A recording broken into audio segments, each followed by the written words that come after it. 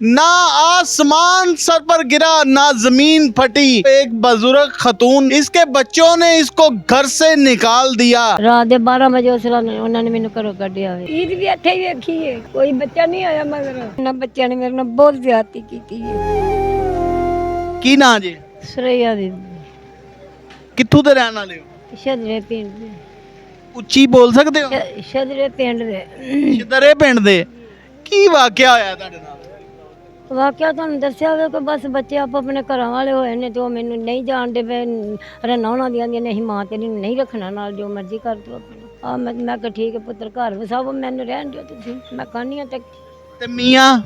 ਨਹੀਂ, ਮੈਨੂੰ 15 16 ਸਾਲ ਹੋ ਗਏ ਨੇ, ਫੌਤ ਹੋ ਗਿਆ। ਤੇ ਮੀਆਂ ਕੋਈ ਜੋੜ ਜੱਪ ਕੇ ਨਹੀਂ ਸੀ ਗਿਆ ਤੁਹਾਡੇ ਲਈ? ਉਹ ਸਭ ਮਾਂ ਪਿਓ ਨੂੰ ਦੇ ਗਿਆ ਸੀ। ਪੈਲੀ ਸੀ, ਜ਼ਮੀਨ ਮੋਹ ਭਾਂਡਾ ਸੀ, ਸਾਰਾ ਕੁਝ ਹੀ ਸੀ। ਕਿੰਨੀ ਜ਼ਮੀਨ ਸੀ, ਕਿੰਨਾ ਭਾਂਡਾ ਸੀ? ਜ਼ਮੀਨ ਆਪਣਾ ਹੈਗੀ ਸੀ ਸਾਡੀ ਮਰਬਾ, ਜਿਹੜੀ ਉਹ ਸਾਰੀ ਵੇਚ ਵੂਚ ਕੇ ਮਾਂ ਪਿਓ ਨੂੰ। ਕਿੰਨੇ ਦੀ ਵਿਕੇ ਹੋਏਗੀ? ਜਾਣੇ ਕਿ ਉਹ ਸੱਸੀਆਂ ਜ਼ਮੀਨਾਂ ਸਨ, ਮੈਂ ਨਹੀਂ ਉਸ ਗੱਲ ਦੇ ਵਿੱਚ ਸਰੋਕਾਤ ਹੋ ਜਾਣੇ ਤੋਂ ਉਹਨਾਂ ਦਾ ਮਾਂ ਪਿਓ ਤੁਹਾਡੇ ਜਾਣੇ। ਟੋਟਲ ਬੱਚੇ ਕਿੰਨੇ ਨੇ? ਮੇਰੇ ਬੱਚੇ 3 ਬੇਟੀਆਂ ਤੇ 2 ਬੇਟੇ। ਅਸਲ ਰੋਲਾ ਸਟਾਰਟ ਕਦੋਂ ਹੋਇਆ? ਅਸਲ ਰੌਲਾ ਜਦੋਂ ਦੇ ਬਸ ਭਾਈਆਂ ਨੂੰ ਹੋਇਆ ਸੀ ਨਾ ਸ਼ਾਦੀ, ਉਦੋਂ ਦਾ ਹੀ ਸੀ ਪਿਆਰ ਵਾਲਾ। ਹੁਣ ਤੇ ਆਣ ਕੇ ਆ ਬੱਚਿਆਂ ਦੀਆਂ ਸ਼ਾਦੀਆਂ ਕਰਨ ਦੇ ਵਿੱਚ ਮੇਰਾ ਘਰ ਉਜੜਿਆ। ਮੈਂ ਬਹੁਤੀ ਹੁਣ ਖਰਾਬ ਹੋਈ ਹਾਂ। ਮੀਆਂ ਮਰ ਗਿਆ ਸੀ, ਇਹਨਾਂ ਨੂੰ ਫੁੱਲਾਂ ਤਰ੍ਹਾਂ ਰੱਖਿਆ ਹੋਇਆ। ਸਾਰੇ ਕਾਰੋਬਾਰ ਕੀਤੇ ਨੇ ਇਹਨਾਂ ਦੇ, ਅਖੀਰ ਦੀ ਬਾਕੀ ਉਹਨਾਂ ਨੇ ਰੰਨਾ ਪਿੱਛੇ ਲਾ ਕੇ ਮੇਰੇ ਨਾਲ ਧੋਖਾ ਕੀਤਾ ਬਹੁਤ ਜ਼ਿਆਦਾ। मैं की दसा। आप मुझे आप दी कैमरा बता रही थी कि कल आपका सांस ही चला गया। हाँ, कल मैं बड़ी हुई हाँ, मेरी हालत ना बिछा के बुढ़िया पूछ लो मेरे को, मैंने बला उठांदियां रही ने, मैंने होश नहीं आई। मैं पता नहीं की होया सी मैंने। ए मेरा वजूद सारा ही अपना जी काम ही नहीं सी करदा, जिवें मैं साह मतलब कि वजूद दे विच साह सती खत्म हो गया वे अपना। मेरी हालत कल होई है। किन्ने साल तुसी गुजारे ने अपने घर दे विच? मैं मेरा बच्चा जेड़ा माशाअल्लाह इस टाइम ते अपना 30 सालां दा है ते ये मेरे विआह तो बाद 8 साल बाद मेरे घर बेटा होया सी। आप माँ की शफकत का आलम देखें, अभी भी कह रही हैं माशाल्लाह। किस तरह गुजारा होता है, किस तरह रहते हो, किस तरह सोते हो, किस तरह गुजारा करते हो? दरबार ही सुननी, रोना नहीं, रोना नहीं, रोना नहीं प्लीज। दरबार ही सुननी है।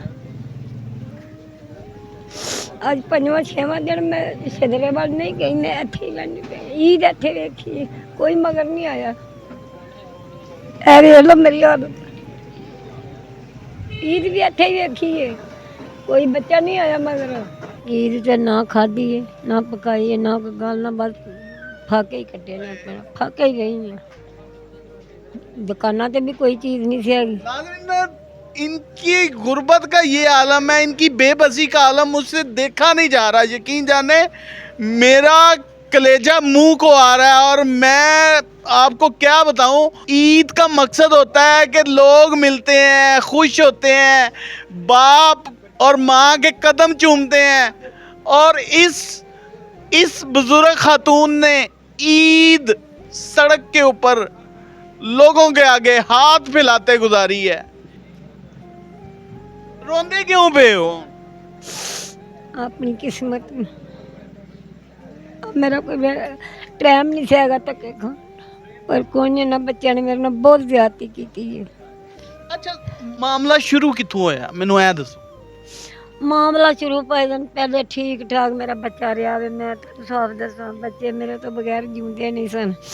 असा विआह करन दी देर होई, इन्हां दी शादियां कीतियां ने, उन्होंने वो मगर लग, उन्होंने जिस तरह उन्होंने आख्या उन्होंने किया, मैंने पीछे कर दिता उन्होंने। शुरू शरारत तो ये काम चालू हो गया। नहीं, तुसी दस रहे हो ना कि ताड़ी नूह नू टीबी हो गई, फिर तलाक हो गई, वो की मामला सी? वो कुछ भी नहीं था। तुहानू दस्सिया कि उन्होंने टीवी हो गई थी, बीमार होई है, इलाज नूं ही करवाया वे। बाद च पता लगा जी उन्होंने टीवी बड़ी जबरदस्त है। हस्पताल दाखिल कराया वे।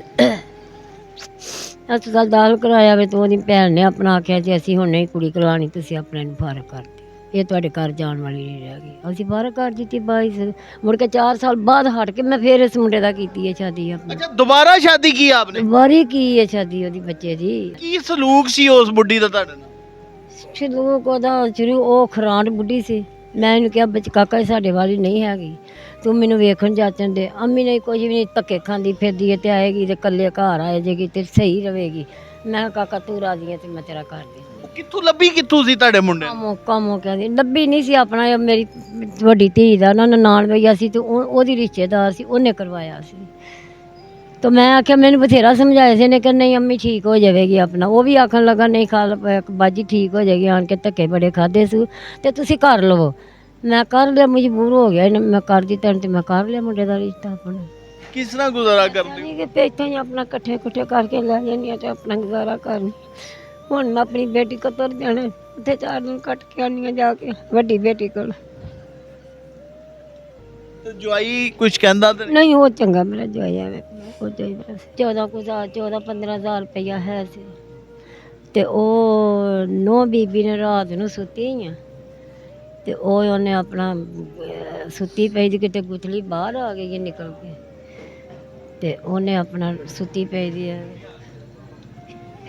ਕੈਂਚੀ ਨਾਲ ਗੁੱਥਲੀ ਕੱਟ ਲਈ, ਤੜੀਆਂ ਉੱਥੇ ਰਹਿ ਗਈਆਂ ਨੇ, ਗੁੱਥਲੀ ਕੱਟ ਕੇ ਤੇ ਮੇਰੇ ਥੱਲੇ ਮੰਜੀ ਲੈ ਲਈਏ, ਬਿਸਤਰਾ ਲੈ ਲਿਆ ਵੇ ਥੱਲੇ। ਉਹਨੇ ਕਿਹਾ ਮੈਂ ਨਹੀਂ ਦੇਣਾ। ਰਾਤ ਦੇ 12 ਵਜੇ ਉਹਨਾਂ ਨੇ ਮੈਨੂੰ ਘਰੋਂ ਕੱਢਿਆ ਵੇ। ਮਰੀਮ ਨਵਾਜ਼ ਸਾਹਿਬਾ ਨੇ, ਉਹ ਬੜਾ ਬਜ਼ੁਰਗਾਂ ਦਾ ਸ਼ਫਕਤ ਕਰਦੇ ਨੇ, ਬੜਾ ਪਿਆਰ ਕਰਦੇ ਨੇ। ਉਹਨਾਂ ਦੀ ਵੀ ਵਾਲਦਾ ਨਹੀਂ ਹੈਗੇ, ਉਹਨਾਂ ਨੂੰ ਕੋ ਅਪੀਲ ਕਰ ਲਓ। ਸਰਈਆ ਬੀਬੀ ਮੇਰਾ ਨਾਂ ਹੈ ਤੇ ਆਪਣਾ ਮਿਹਰਬਾਨੀ ਕਰਕੇ ਕੋਈ ਮੇਰੀ ਮਦਦ ਕਰ ਸਕਦੇ ਤੇ ਕਰ ਛੱਡਣਾ ਆਪਣਾ। ये है बेचारी बूढ़ी माँ की वो जगह जहाँ पर वो बैठी हुई रहती हैं। कोई दे गया तो ठीक है, जो दे जाए उसका भी भला, जो ना दे उसका भी भला। क्या कर सकती है, बूढ़ी है, लाचार है,